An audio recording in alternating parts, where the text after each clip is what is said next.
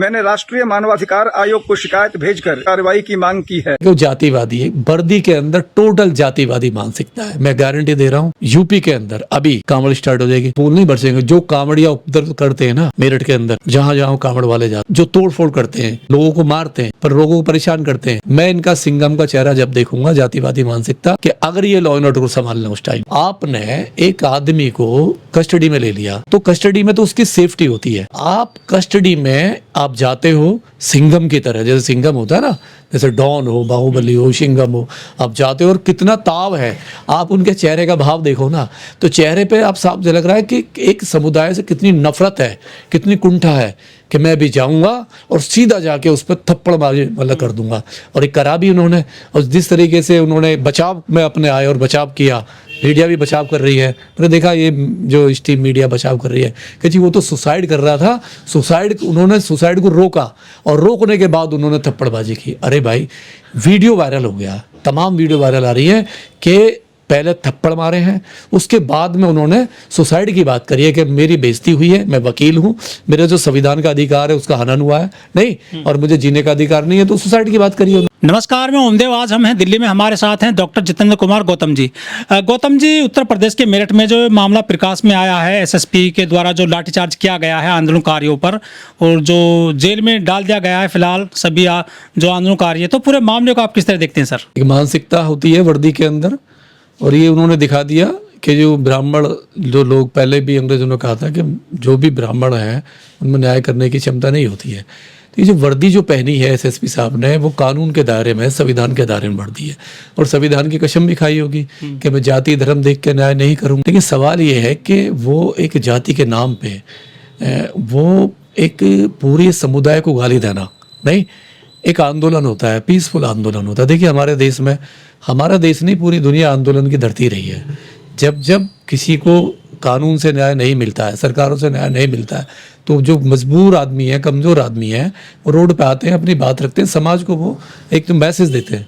लेकिन क्या दिक्कत है ऐसी कि जब जब ये समुदाय रोड पे आता है, निहत्ता वो भी, देखिए उनके पास कुछ नहीं था, जो तमाम जो आंदोलनकारी गए थे कुछ भी नहीं था, वो अपने घर से एक नॉर्मल गए हैं, एक कॉल पे गए, और ऐसा क्या था वहाँ पे कि ऐसा क्या करा उन्होंने जो एसएसपी साहब का इतना खून खोल गया कि पूरे समुदाय को गाली दे रहे हैं। कहते हैं कि सालों ने रोड गंदा कर दिया। अब सवाल ये है कि रोड किसका है? रोड को बनाने वाले कौन लोग हैं? नहीं है, रोड को बनाने वाले यही लोग हैं। कोई ब्राह्मण ठाकुर बन गया तो रोड बनाता नहीं है। रोड को, सड़क को, डैम को, जितनी भी योजनाएं हैं उनमें जो मेहनत का मजदूर होता है ये समुदाय होता है।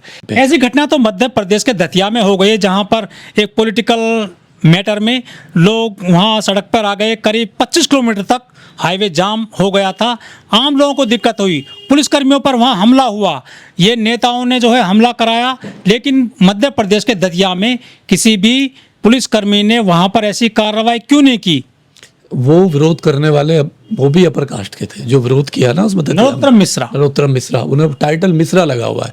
और जो जाति की लगी हुई है, और जाति तो हावी है, जाति तो हावी है ना, जाति की वजह से लाठीचार्ज हुआ, जाति की वजह से। जितने भी लोग ये जातिवादी मानसिकता के लोग हैं ना, जो वर्दी में है, इन्होंने बहुत जुल्म किए हैं, लोगों का मर्डर किया है। वर्दी का खौफ है नहीं, जाति का वो है, वर्दी का तो जाति का है।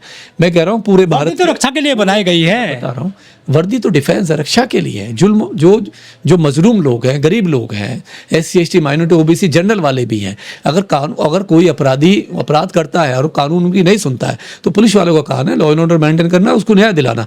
लेकिन जब न्याय नहीं मिलता है तो मजबूरी में वो लोग रोड पे आते हैं, और ऐसे पुलिस वालों को हमने देखा है कि सजा होते हुए। लेकिन वहां पर पुलिस कर्मियों ने, जो मीडिया कर्मी वहां रिकॉर्ड कर रहे थे इस पूरी घटना को, मीडिया कर्मियों के साथ भी जो है कुछ उन्होंने हॉट टॉक की है। पुलिस कर्मियों ने कहा कि तुम ये वीडियो मत शूट करो। हाँ, तो क्यों ऐसा क्या कर रहे थे आप? कैमरे को डाउन करके क्या करने वाले थे? क्या एनकाउंटर करने वाले थे? शूट एंड साउट करने वाले थे? क्या था आपके दिमाग में? नहीं है, एक बच्ची को न्याय नहीं मिलता है, नहीं, एक बच्ची का रेप होता है, मर्डर होता है, किडनैप होता है, मार दी जाती है, तेजाब डाल दिया जाता है, उसके बाद में 3 अपराधी होते हैं, एक अपराधी को बेल मिल जाती है, एक मुख्य अपराधी, एक और जो अपराधी वो बाहर है, आपसे 1.5 महीने से पकड़ा नहीं गया, एक अपराधी जेल में। आरोप है कि यह जो आंदोलन कर रहे थे मेरठ में सड़क पर बैठ करके, इससे लॉ एंड ऑर्डर की समस्या पैदा हो जाती और आम लोगों को दिक्कत होती है, इसलिए ये लाठीचार्ज किया गया, ऐसा कहना है पुलिसकर्मियों का और जो वहाँ का प्रशासन है। देखिए क्या है, ना तो उन्होंने लॉ एंड ऑर्डर का क्रैश किया, वो शांति प्रिय बैठे हुए थे। नहीं, जब आप बात नहीं सुनोगे, डीएम बात नहीं सुनना, एसएसपी बात नहीं बार सुनना, बार अनाउंसमेंट कर रहे थे लेकिन पुलिसकर्मी तो अच्छी बार अच्छा करना चाहिए। आपको लाठीचार्ज करने से पहले आंसू गैस होता है, नहीं है, पानी की बौछारें होती हैं, ये होता है ना सिस्टम, 1 by 1 होता है, वार्निंग है, आंसू गैस है, पानी की बौछारें हैं। उसके बाद भी अगर आपको लग रहा है कि तोड़ फोड़ हो रही है, आगजनी हो रही है, नहीं है, और वहाँ पे जो समुदाय है, जो पब्लिक है, उसकी जान को खतरा है, तब आप लाठीचार्ज का ऑर्डर देते हो। तमाम अदालतों में देख लीजिए आप, चाहे मध्य प्रदेश का, एमपी का, छत्तीसगढ़ का, उड़ीसा का, मेघालय का जो जजमेंट आए ना, गुजरात का जजमेंट आए, तो पुलिस वालों को आजीवन कारावास हुआ है। तो बलात्कारियों को माला पहनाई गई हैं, या जो पुलिस के हत्यारोपी हैं या हत्यारे हैं उनको भी माला पहना के पद दिए गए हैं। बुलंदशहर में इंस्पेक्टर की हत्या के बाद में उनको माला पहनाई गई, उनको पद दिया गया, तो सम्मान किया जाता है यहाँ तो अपराधियों का। देखिए सीधी सीधी बात है, वहाँ पे ये क्यों नहीं होते पुलिस वाले ऐसे? एसएसपी साहब को वहाँ जाना चाहिए। जब आप रेपिस्टों को सम्मान करोगे, तिरंगा यात्रा मैंने निकलती देखी है रेपिस्टों के सम्मान में, नहीं है, तिरंगे झंडे की यात्रा निकाल रहे, लोग मालाओं से बिल्किसबानों का लड्डू खिलाते हैं, लड्डू खिला रहे हैं, माला पहना रहे हैं। अभी दिलीप जो कुलदीप सिंह सेंगर जब जेल से निकले, बेल हुई, बाकायदे भव्य शोभायात्रा हुआ, जैसे बड़ा काम करके आ रहे हैं। यही पुलिस वाले चौकीदार। गाजियाबाद में एक बलात्कारी जब जेल से रिहा हुआ तो बाकायदा वहाँ पर गाड़ियों का काफिला लाया गया। इस देश में कोई ऐसा रोड नहीं है जो जाम नहीं होता हो। किसान बैठे हुए थे रोड पे, 1 साल तक थे, 13 महीने 13 महीने तक बैठे हुए थे। कहाँ थे पुलिस वाले, कहाँ थे? सवाल ये कि आप 1-2 घंटे आपको बर्दाश्त नहीं हुए। शोभा यात्राओं में तो यही पुलिसकर्मी आगे आगे चलते हैं, पीछे पीछे तलवार लहराई जाती हैं। यात्रा में एम्बुलेंस फंस जाती है, एम्बुलेंस में जो पेशेंट होता है वो उसकी हत्या हो जाती है, मर जाता है वो, नहीं है। यही पुलिस वाले वहाँ वेलकम करते हैं, तब इनको रोड नहीं दिखाई देता। शोभा यात्रा में कितने मरीज फंस जाते हैं। अरे हमारे देश की धरती आंदोलन की रही है, आज़ादी भी मिली है तो आंदोलन से मिली है। क्या आंदोलनकारियों को ये मार देंगे? क्या उनको गोली मार देंगे? उनको आतंकवादी बताएंगे, नक्सली बताएंगे, खालिस्तानी बताएंगे? ऐसे पुलिस वाले जो है ना, देखो इनको ये मानसिकता तो दिखाई है उन्होंने, जातिवादी मानसिकता है, इसमें कुछ नहीं है। और ये ज़्यादा देखिए क्या है, आप जोर से चिल्ला के, मीडिया को साइड में करके, सरकार को साइड में करके बच नहीं सकते। ये मामला ह्यूमन राइट्स में गया है, नहीं है, ह्यूमन राइट्स में गया, SC/ST एक्ट में, उसमें चला गया, कमीशन में चला गया, SC कमीशन में चला गया। बचोगे नहीं आप। जब सरकार चेंज होगी ना, तो सरकार दूसरी आएगी तो आप पे कार्रवाई होगी। 17 सांसद हैं जो रिजर्व कोटे से चुने जाते हैं उत्तर प्रदेश में, करीब 84 विधायक भी हैं। ये किस लिए हैं जब ये पीड़ितों की आवाज़ बनकर नहीं आते हैं आगे? देखिए गुलामों की गिनती नहीं होती है, नहीं, ये जो 17 सांसद हैं, 84 MLA हैं, ये सब गुलाम है, ये गुलाम है और गुलामों की कोई गिनती नहीं करता है। इनकी औकात नहीं है कि ये यूपी में अपनी बहन बेटियों का, जब बहन बेटी की बारातें रोकी जा रही हो, मर्डर हो रहा हो, रेप हो रहा हो, हत्याएं हो रही हो, एक सवाल ये विधानसभा में नहीं उठा सकते योगी साहब से कि हमारी बहन बेटियों के साथ में ऐसा क्यों हो रहा है? विधायक का फायदा क्या बनने का? नहीं, ये गुलाम, मैं तो कह रहा हूँ ये गुलाम है। सांसद बनने का फायदा क्या है इनका? फायदा नहीं। 20 सत्र शुरू होगा, क्या ये तमाम जो पार्टियों में जो SC/ST कोटे से गए हुए हैं, जो रिजर्वेशन के गए हुए हैं, चाहे वो कांग्रेस में हो, बीजेपी में हो, तमाम पार्टी, क्या ये आवाज उठाएंगे? क्या वो मेरिट कांड की आवाज उठाएंगे? तो बाबा साहब को धोखा दे रहे हैं ऐसे सांसद विधायक? ये तो धोखा है, धोखा देने के लिए ही बने हैं, इनका काम ही धोना है। देखिए हर जगह राजनीति है, मैं बता रहा हूँ, जो हमारे लोग गए हुए ना, चाहे कोई भी गया हुआ है, बेटी बचाओ, बेटी पढ़ाओ, बेटियों को आगे बढ़ाओ, तो ये बेटी बचेंगी कैसे जब उनके आरोपियों को जो है ऐसे खुला छोड़ दिया जाएगा, या जो आंदोलनकारी हैं उन पर मुकदमे दर्ज किए जाएंगे? ये तो बढ़ावा मिलेगा ऐसे जो आरोपियों को। देखिए बेटी सेफ है, किसकी? अपर कास्ट की बेटी सेफ है, यादवों की, ठाकुरों की, जाटों की नहीं है, ब्राह्मणों की, बनियों की।